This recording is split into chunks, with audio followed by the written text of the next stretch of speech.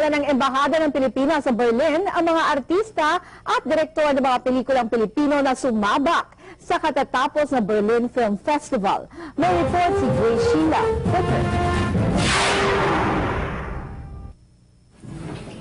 Nagkasama-sama ang mga artista at direktor ng Filipino indie films at kinatawan ng European cinema sa piging na inorganisa ng Philippine Ambassador to Germany, Cleo Thea Natividad.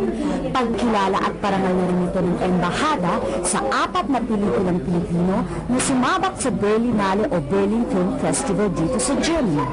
Pambihirang pagkakataon na maisama sa Golden Bear Top Prize ang pelikulang Pinoy. I would like to honor the Philippine participants here to the Berlinale.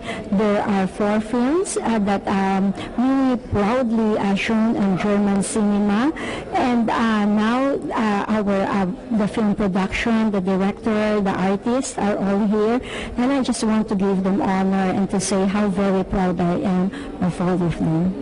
Isa sa bisita at lumahok sa Berlinale ang multi-awarded director na si Brillante Mendoza. Just to be in this competition sa akin, it's already a major achievement kasi there are so many films that they choose just to be in this competition. So sa akin kasi an award is always a bonus. If you get it, para yan sa atin lahat. Isa sa kumanga sa obra ni Mendoza ang Belgian actor na si Hubertus Regu na sumikat sa iba't ibang teleserye at pelikula sa Germany. What I liked about Mr. Mendoza's movie, this one actually, was the absolute directness. This movie felt like a documentary actually. I like the directness, the bluntness, the directness, the bruteness of the whole thing.